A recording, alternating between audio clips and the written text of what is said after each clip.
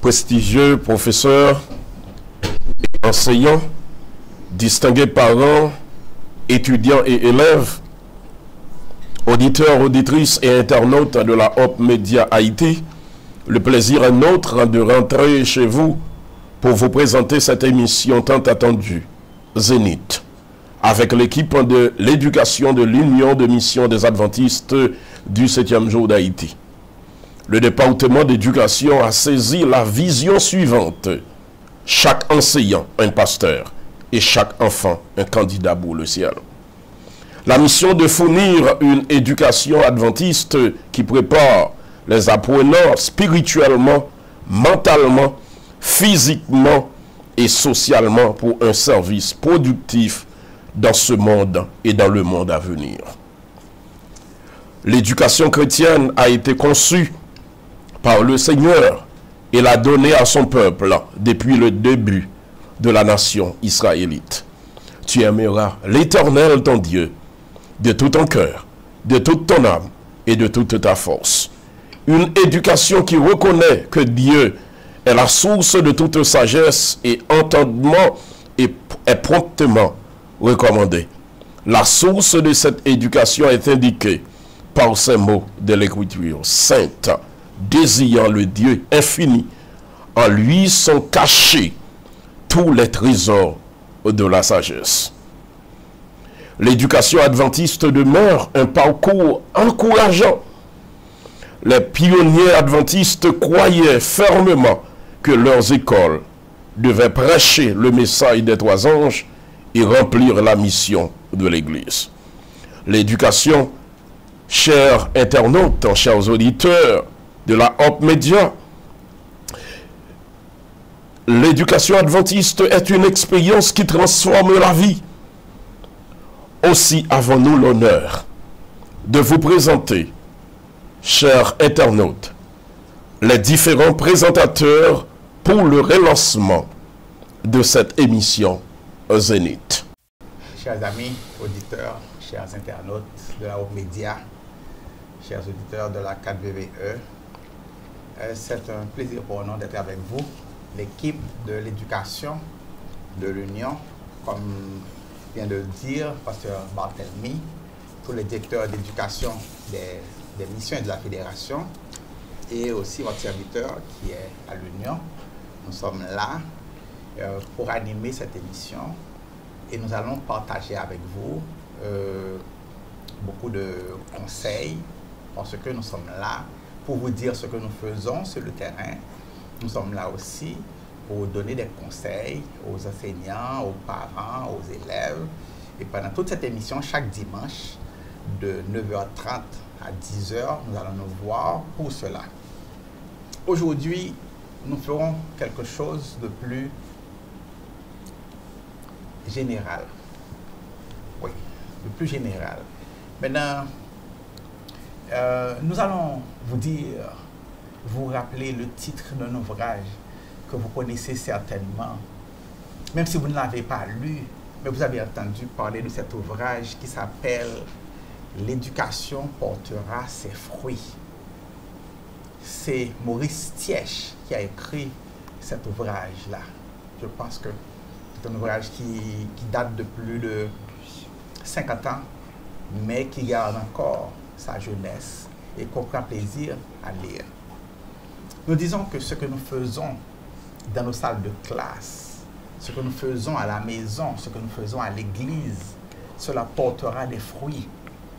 Maintenant, l'éducation portera des fruits, ce n'est pas seulement le titre de l'ouvrage de Maurice Thiesch, mais c'est aussi la promesse du Seigneur que tout ce que nous faisons en son nom portera ses fruits. Nous travaillons dur. Les parents travaillent dur. Et tous ceux qui travaillent dans l'éducation travaillent dur.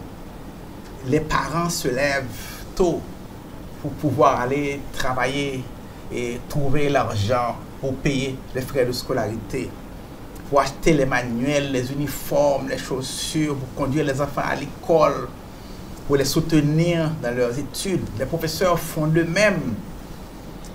Ils travaillent dur dans la douleur, dans l'incompréhension, Il veille parfois pour préparer ses cours, pour corriger les nombreuses copies, pour aider les élèves à s'améliorer.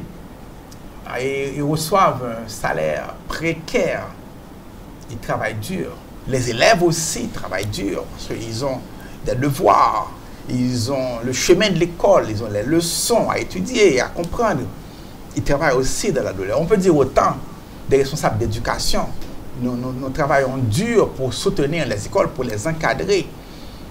Et nous travaillons dur pour donner les orientations. Et on peut dire autant des pasteurs, on peut dire autant des anciens, on peut dire autant du personnel de soutien, etc. On travaille dur, mais l'éducation portera ses fruits. Ça veut dire quoi? Et nous verrons les parents avec joie, nos progénitures, nos enfants, nos garçons, nos filles conquérir des titres universitaires, faire leur chemin dans la vie, et qui plus est, quand ils embrassent la foi chrétienne et développent leur relation avec le Seigneur les sauve à travers l'éducation chrétienne. Lorsqu'ils cueillent leur laurier, engrangent un bon salaire, se marient, ont des enfants, un travail, une place au soleil. C'est comme ça que nous les avons formés et qu'ils ont pris la foi que nous leur avons enseignée. Les parents voient avec joie les enfants réussir. Les professeurs aussi. Il n'y a pas de professeur qui ne soit heureux de voir ses étudiants, ses élèves passer les examens officiels. Il n'y a pas d'élèves, il n'y a pas de professeur qui ne voit ses élèves réussir dans la vie. Il est fier de dire, celui-ci a été mon élève. Il n'y a pas d'élève non plus. Quand il reçoit ses lauriers, il peut toujours se souvenir des nuits blanches passées. Il peut toujours se souvenir de la dureté du travail, tout ce qu'il a fallu faire pour mémoriser. Donc, il se souvient de cela. Et c'est comme l'agriculteur qui a bravé le soleil, les fourmis, la chaleur. Il contemple avec joie. Maintenant, nous aussi, qui faisons partie des responsables des églises, les pasteurs, les encadreurs de l'éducation, nous aussi, nous allons voir que l'éducation portera ses fruits. Et dans Ésaïe 53, verset 11, il est dit que à cause du travail de son âme, mon serviteur rassasiera ses regards. Jésus n'échoue pas. Jésus réussit toujours. Et ceux qui travaillent pour lui sur cette terre réussiront toujours. Lui, il rassasiera ses regards. Il verra le nombre infini de gens qui passent l'entrée du ciel pour 1000 ans. Il rassasiera ses regards. Et nous, professeurs, nous allons voir avec plaisir aussi que les efforts que nous avons faits ne sont pas vains, parce que l'éducation porte ses fruits. Maintenant, est-ce que l'éducation porte ses fruits? Dans une enquête que la Conférence générale a réalisée, la Conférence générale a fait une enquête un peu mondiale, et ils ont découvert que les élèves qui font le primaire ou bien le fondamental, qui font le secondaire dans nos écoles, quand ils restent ce temps-là dans le fondamental et dans le secondaire, dans nos écoles, ces élèves restent à l'église à 99%. Ça veut dire que l'éducation adventiste porte des fruits. Et nous pouvons être sûrs que tous les efforts que nous faisons maintenant et toujours, ça portera des fruits. Maintenant, quels fruits cette éducation porte? Quels sont les fruits? Dans Ésaïe 54, verset 13, il a dit, tous tes fils seront disciples de l'Éternel, et grande sera la prospérité de tes fils. L'Éternel fait marcher la réussite à l'éducation avec la réussite professionnelle, avec la réussite dans la vie. Autrement dit, c'est une promesse de Dieu dans Isaïe 53, verset 13, que celui qui étudie et celui qui suit les ordonnances de l'Éternel, parce que c'est l'Éternel qui a commencé à ordonner à Abraham de préparer ses enfants, qui a ordonné à tous de préparer leurs enfants. Si nous le faisons, eh bien la prospérité attend nos enfants. Autrement dit, on dit souvent que nos enfants seront sauvés au dernier temps. Nous attendons cela.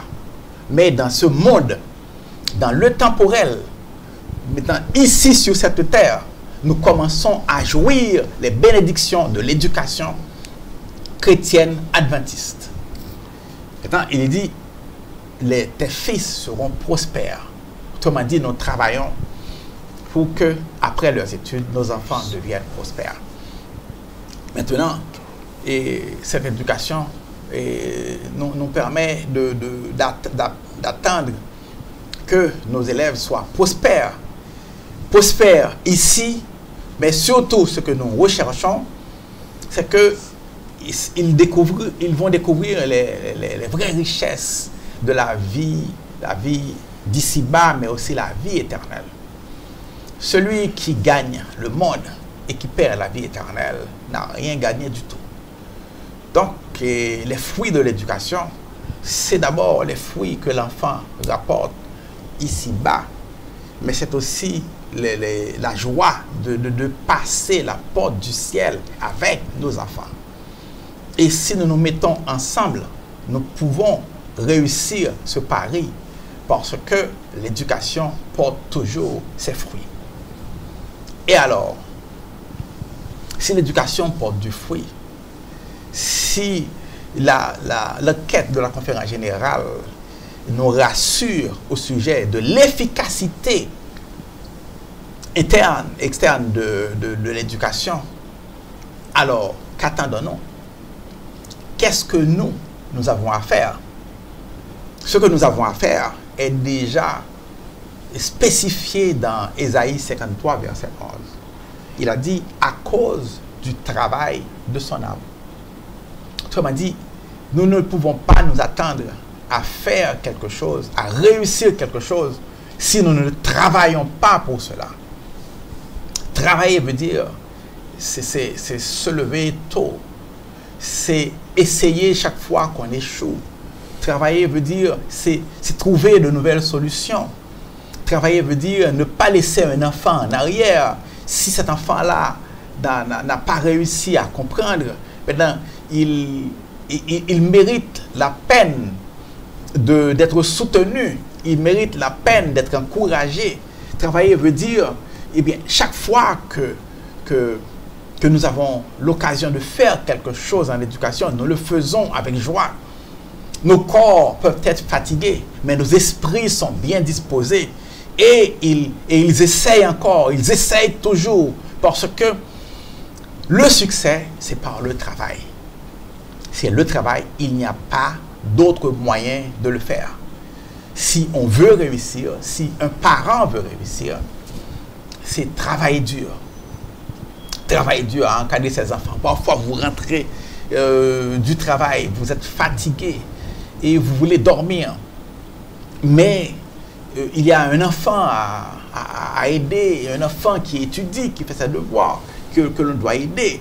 Eh bien, vous vous mettez à table avec lui et puis vous l'encouragez, vous faites avec lui, vous restez à veiller à 11h, à minuit. Mais ce travail-là que vous faites, vous avez vu les résultats parce qu'il vous rapporte de bons points et il vous fait quelque chose, il vous fait une joie. Maintenant, le Seigneur se réjouit de notre réussite et nous nous réjouissons de la réussite de nos enfants. On ne peut pas réussir sans un travail.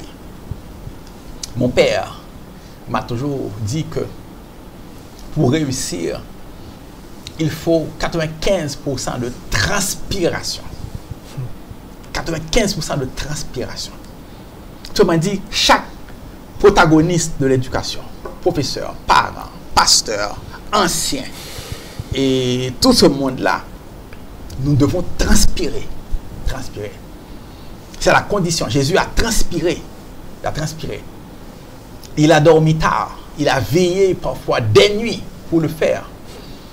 Donc, et nous, si nous qui sommes à l'encadrement de l'éducation, et nous transpirons pour cela, nous allons voir que ça va porter des fruits. Si les professeurs transpirent avec nous, ils vont réussir. Si les élèves transpirent avec nous aussi, ils vont réussir. Et si nous tous nous mettons ensemble pour soutenir cette éducation, nous allons certainement réussir. Ok? Maintenant, l'éducation portera ses fruits. Et nous sommes certains que les fruits commencent à être là. Les fruits seront là demain.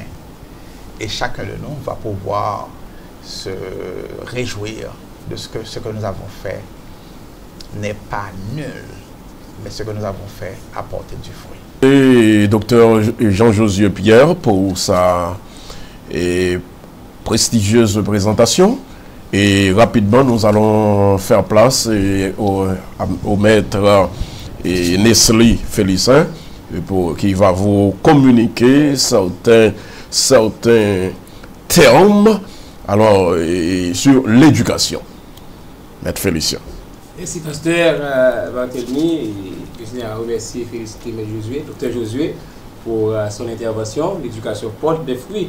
Et nous sommes les fruits de l'éducation adventiste. Amen. Donc, nous sommes les fruits du travail que les anciens ont réalisé, normalement. Donc, pour cette émission, alors, à chaque émission, nous allons avoir au moins un concept. Un concept.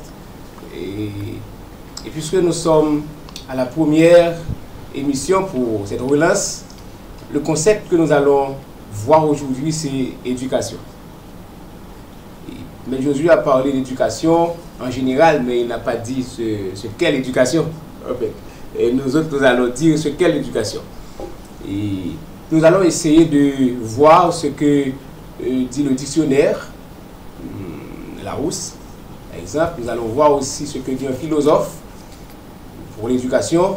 Et en dernier lieu, nous allons voir comment est-ce que Ellen G. White, la servante du Seigneur, puisque nous sommes dans le contexte d'éducation adventiste, comment elle définit l'éducation. Le dictionnaire Larousse définit l'éducation comme l'action d'éduquer, de former et d'instruire. Quand nous comprenons la définition de Larousse, nous comprenons que l'éducation est un peu vaste. C'est un thème vraiment général.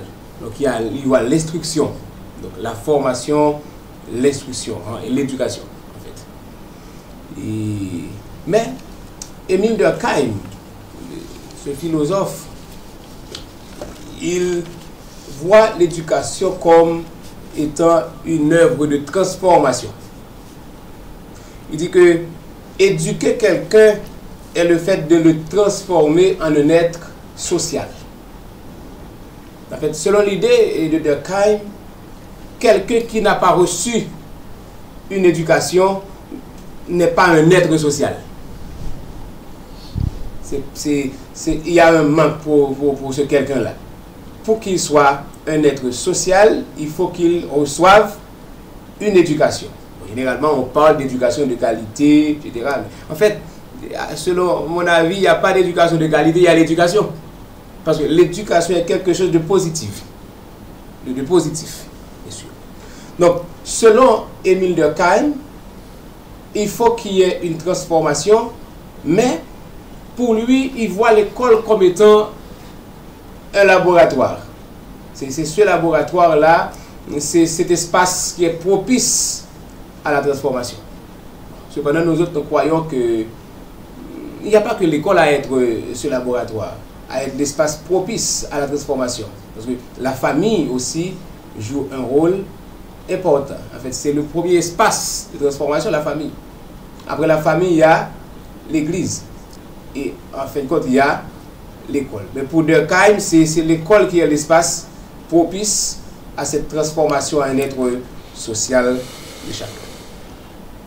Et j'ai eu à lire quelque part, quelqu'un dire, éduquer c'est rédimer. Et rédimer, c'est le verbe dérivé de rédemption. Donc, éduquer, c'est rédimer. Donc, quelqu'un qui n'a pas reçu une éducation est considéré comme perdu. Comme perdu. Donc, éducation est en conséquence une œuvre de rachat, une œuvre de salut. Donc, si on veut sauver un enfant, on veut sauver quelqu'un, on doit permettre à ce quelqu'un-là, à cet enfant, de recevoir une éducation. Vous voyez, pour le sauver. Et puisque nous sommes dans un contexte d'éducation chrétienne adventiste, il s'avère important pour nous de voir ce que dit la servante du Seigneur, Ellen G. White. Dans son ouvrage Éducation, Ellen G. White définit l'éducation comme étant le développement harmonieux des différentes facultés de l'homme, physique, mental et spirituel. Donc, elle a souligné 3 dimensions. Et nous ajoutons nos autres, le social. Et suivant aussi la définition de Émile Durkheim. Donc, de transformer l'homme en un être social. Donc, Ellen G. White dit, donc c'est le développement harmonieux des différentes facultés physiques, mentales et spirituelles, donc sociales. Donc, selon son idée, c'est le développement de l'être tout entier. Donc, c'est un développement holistique. Donc, il voit l'être tout entier dans son développement. Et Ellen G. White le dit aussi, c'est une œuvre de restauration. C'est une œuvre de restauration. Durkheim parle de transformation et Ellen G. White, lui, c'est restauration. Donc, elle le dit bien, c'est restaurer en l'homme l'image du Créateur. Donc, c'est comme si l'homme arrivé sur terre, donc après le péché, a perdu cette image de Dieu. Donc, cette image a été donc, en fait, effacée, mais par l'éducation, l'éducation chrétienne, donc l'homme peut reprendre l'image de Dieu. Il peut être restauré, donc être semblable à son Créateur. Et c'est pourquoi aussi, il est dit dans ce même livre, éducation et rédemption sont une seule et même chose. Donc, éduquer, c'est sauver la personne. Donc, nous avons la responsabilité en tant que parents, en tant que responsable d'église, pasteur ancien, en tant que professeur, responsable d'éducation, responsable d'école, de permettre à nos enfants de recevoir une éducation. Alors, entre guillemets, de qualité, l'éducation qui sauve, pour que nos enfants soient de véritables disciples. C'est bien